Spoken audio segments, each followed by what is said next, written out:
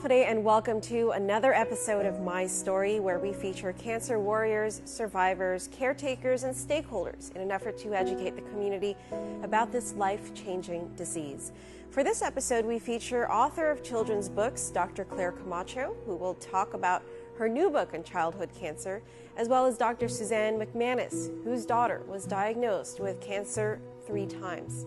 In this episode, you'll learn how we can teach our children to be more compassionate towards those battling cancer. So stay tuned.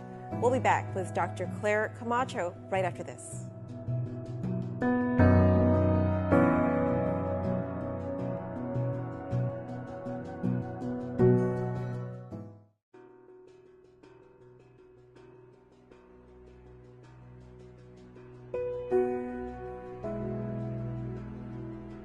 Hafide, and welcome to the latest episode of My Story. I'm your host, Janella Carrera. And joining me today for this episode is Dr. Claire Camacho. She is the author of this book entitled Sometimes, and it's a book about children who battle cancer. And later on in the show, who'll be joining us is actually the mother of one of the children that Dr. Camacho dedicated this book to. But for now, we're going to talk about this book. I read it. And I love it. It's great. I mean, as a writer myself, I love the flow. I love, the explanation and how thorough it is and how it really, for children, I think this is something that they can understand and grasp. What inspired you to write this book? I've written several children's books, and it was actually another teacher who said, I have a child with cancer in my classroom, Claire, and I've looked for books to help not only her, but her classmates. I mean, how do I explain things? Can you write a book? And basically, that's how it started. So I applied for funds through the Guam Cancer Trust Fund, and they are the ones who funded the book. And so I wrote up the book, and a child with cancer who received the book, her auntie came up to me, and I didn't know who she was, or the auntie, and said, "Oh, we read your book." And my niece said, "This is how it feels." And that was the greatest compliment about the book, because I don't have a child with cancer. So I interviewed other families, and Dr. McManus also, who I dedicated the book to in the back, and Caleb Cruz, his family, to see what it was like for them. Okay, so you did get to interview families and children yes. who've had cancer and went through that experience. How long did it take you to put this book together? Oh, probably about 6 months. Oh, wow, okay. Yeah. Okay. Once someone told me that, the story started developing in my mind, and I wanted it to be simple, but a little bit poetic, if you've seen that. Yes. And but thorough, because everybody has different experiences. Not all children will have chemo. Not all children will have radiation. Not all children will lose their hair. Right. So everybody has a different experience. So I was trying to capture as much as I could with that, and their feelings as well. Not just what they go through, but the feelings of isolation, the feelings of losing their hair, and how that might affect them and their friendships. How old were some of the children that you interviewed for this book? One was, Caleb was 7 years old, and the other one was in her teens, but she had it when she was a little bit younger. Oh, I see. Okay.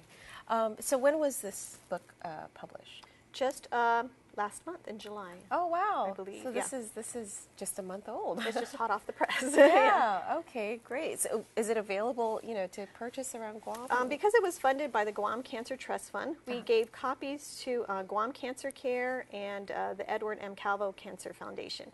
So if patients go to them, families go to them to request funding or assistance, and they can provide that book to them. Do you plan to do any kind of reading tours or, I did it with the librarians. So we gave one to every library, DOE library, elementary school. Yeah. So they will have it in the libraries. In the public libraries will have a copy as well. It'll be distributed that way, and so it'll be available to be checked out, or for teachers to use. Okay. And you are a professor of early childhood education, so you're familiar with what it takes to educate young children's minds. Did that help at all in writing this and other books that you've written?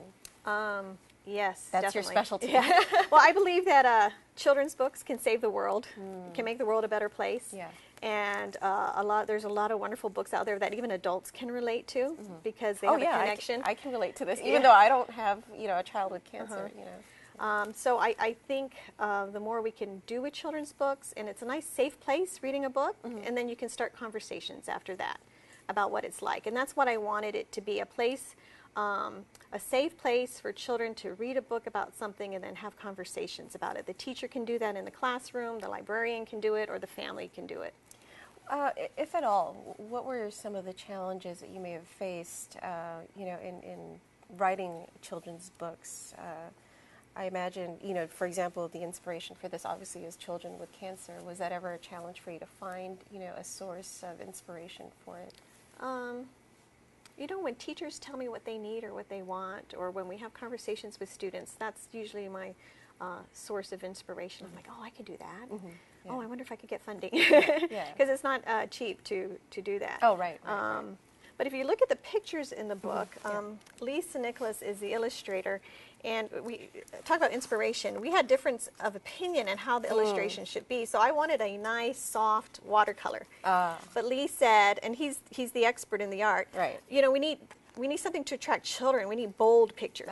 And that's why it became very bold and kind of, it stands out. It really does, right? Yeah, it does. And I thought, it kind of doesn't match the cover of being soft, but he wanted children to connect to it, and they really can connect that way if you keep it simple yet bold. Right. And so he captured a lot of the feelings.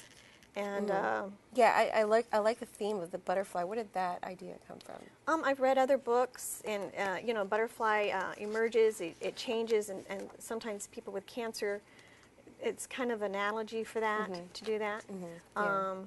So I just kind of thought of that and put that in the book. Okay. Yeah. And so the cover art was also done by the illustrator of the rest of the. No, he didn't do the cover art. Oh, Yeah, okay. yeah. Okay, the cover art. So whose theme was purple? I know signifies cancer. Yeah. But So at the same time I was developing the book, the first lady was having her purplicious. So I thought, maybe and I actually researched it, and purple is not the color for childhood cancer, but that's the color that we associate with on Guam. Right. So I wanted the kids to have that connection too. I see, because Yeah. it's a Guam-based book. Yeah. Right. Okay. And so you dedicated your book to some people. You have Taya and Caleb, but on the back you have a longer dedication that you had for Warang McManus. Tell us about this. Warang's mother and I are colleagues here at the School of Education, and she was, as I was writing the book, Warang passed away. And so I think the worst pain in the world is to lose a child. And the process, she had cancer 3 times, the process that she had to go through. And as a mother, from mother to mother, I saw her strength, but I also saw her sorrow. And she was an inspiration to me, Dr. McManus. And when she lost her child and then she told me about Warang, I had to dedicate the book to her because, that was the worst thing. And not every child makes it. And that's just so sad, because it's hard enough when adults get cancer, but children with cancer, it just doesn't seem natural. Right. And it's very painful, not just on the children who go through it, of course the parents and the whole family. The family, yes. And I noticed here that you didn't get a chance to meet Warang yourself, but her story. Can you just maybe explain briefly how it inspired you, how it may have affected you, especially in drafting this book? Dr. McManus told me that when Warang, when she was 13, when she had cancer the second time, she lost her hair. And it was a long process of treatment, 2.5 years of treatment, and a lot of her friends stopped playing with Warang. They thought it was contagious. They thought cancer was contagious. I saw that in your book. Yeah, and that phrase came from Dr. McManus. And so we just wanted to clear that, and some kids, they're scared of change or scared of differences, and so hopefully the book can address that. And if you have friends with cancer, if you're a young child, you need to play with them. It's not contagious, and they might get tired sometimes. They might be different in that way, but they're still your friends, and they still need you, especially when they're going through treatment or battling cancer. So it's not really it's a book for, children with cancer, but it's also a book for all children. Yeah. So that it can also help them understand what it's like. And I do think it says a book for children with cancer and their friends. And their friends, Yeah. that's right. That's right. yeah. All right. Well, thank you again for joining us on this episode of My Story and for sharing with us your book. We look forward to more, reading tours and hopefully get this out in the community. Thank you for having me. No problem. All right. Well, that's Dr. Claire Camacho joining us for this episode of My Story. Coming up next, we have Wareng's mother, Dr. McManus, on the show. So don't go anywhere. We'll be right back after this.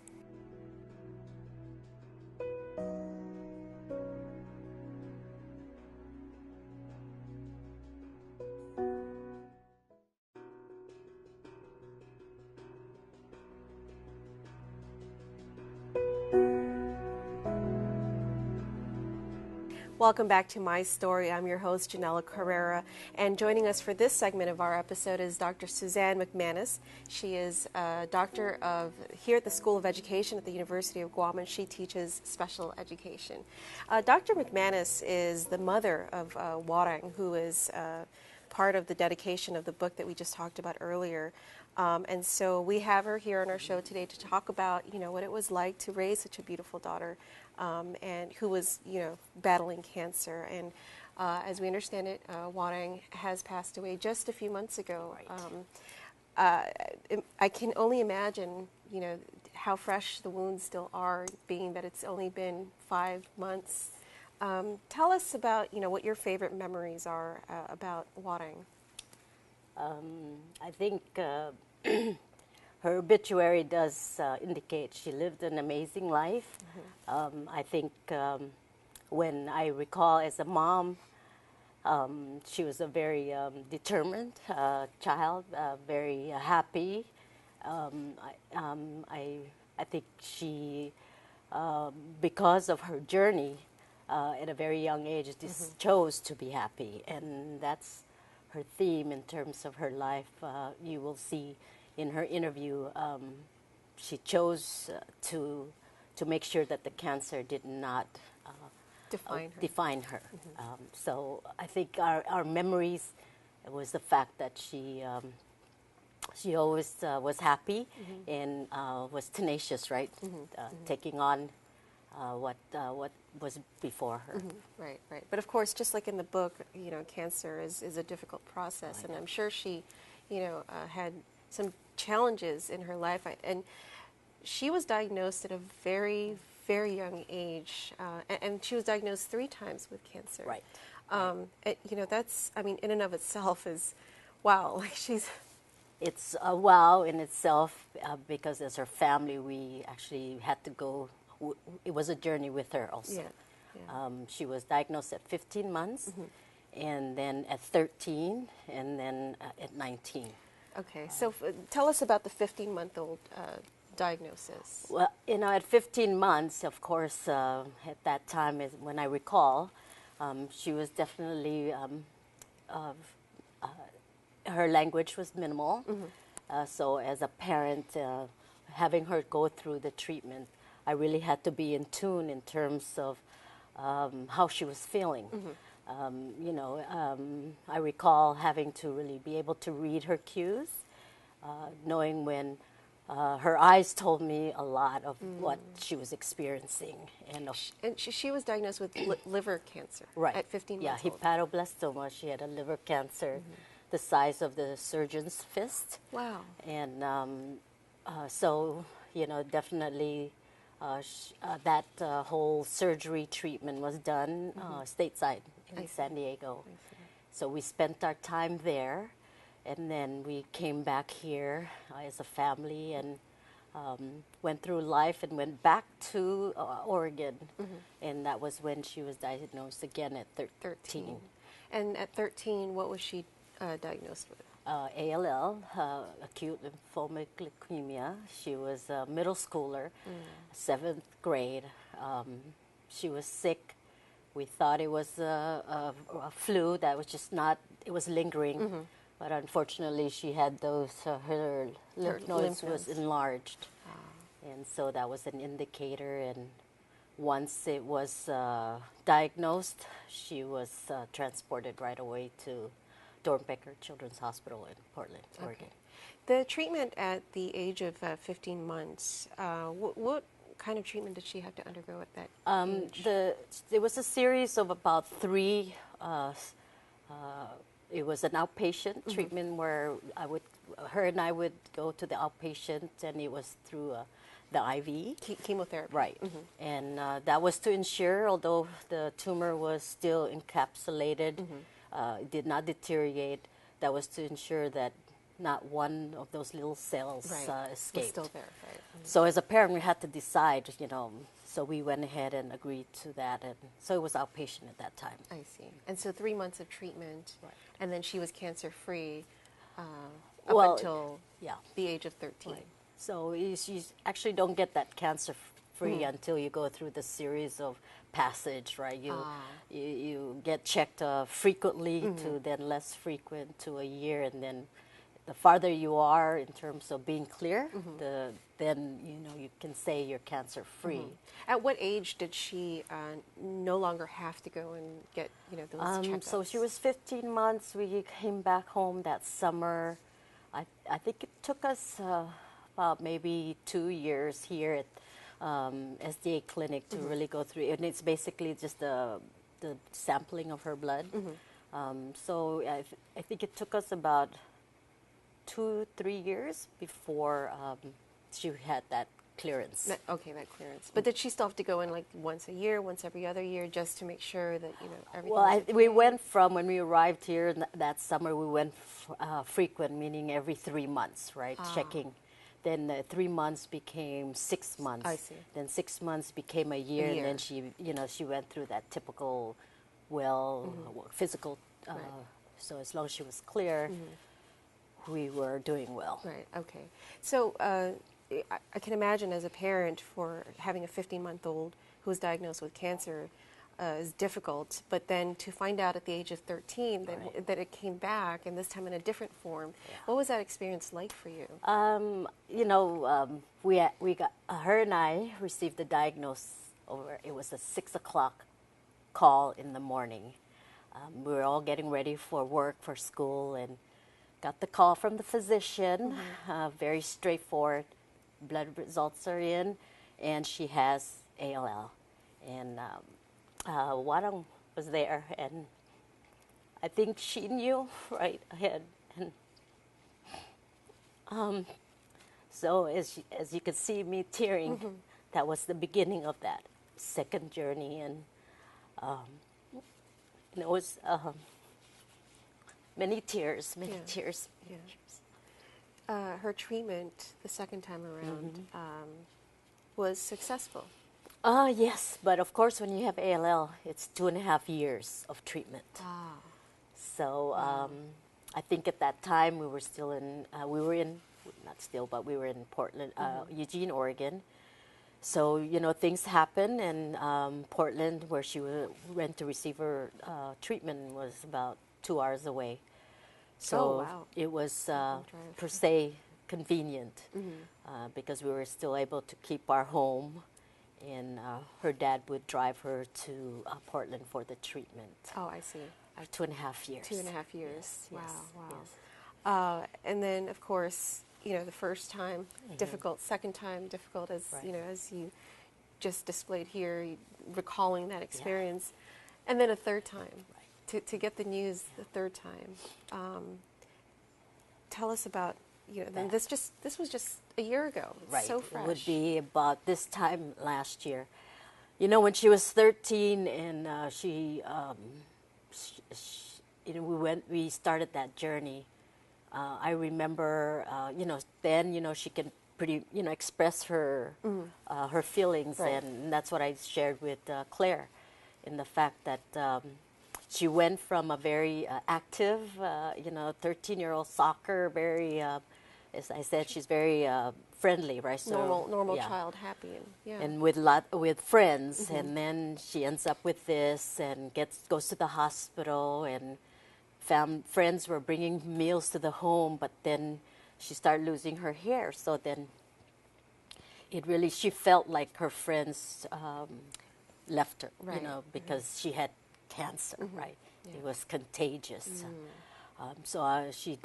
She became from a social being to now on her by her own by herself. Yeah. That's why she got a dog. So her dog became her friend. Well, helped her, right? Yeah. And then at 19, definitely I got the call here. We were doing WhatsApp, and she was crying, and it's not fair, she said. But what do I do as a parent when you hear your 19-year-old tell you that? I have to be the stronger, wiser, and adult and tell her, okay, we just have to go forth. And Yeah. so we did. She, because it's the second time, her best treatment would have been the bone marrow transplant. So she's one of 7. So of course her older brother EJ was the 100% match. Yeah. So that process went successful. What she succumbed to was the fact that her lungs, right, her respiratory, just couldn't endure, all the intense chemo that she went through. And that she'd gone through since she was a baby. Right. Yeah. And so, that's 20 years, as I said, of amazing life, and it's still hurts because I don't get to see her. Yeah. Yeah. But I think in terms of Claire's book, sometimes we go through all these different emotions, and it all depends. Sometimes depends on the situation, the day. So. Well, I'll let you close with this. If you had a chance to see your daughter again, what would you say to her? I think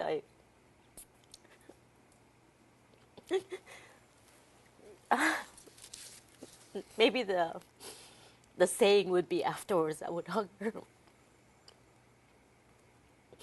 because I see that would probably be the first, is the hug tight. Thank you. Thank you very much. Thank you so much. Well, as you can see, a very emotional show here on My Story, and this is our chance to share the stories of caretakers as well. Dr. McManus, I appreciate everything, thank you. and for opening up to us about your beautiful daughter.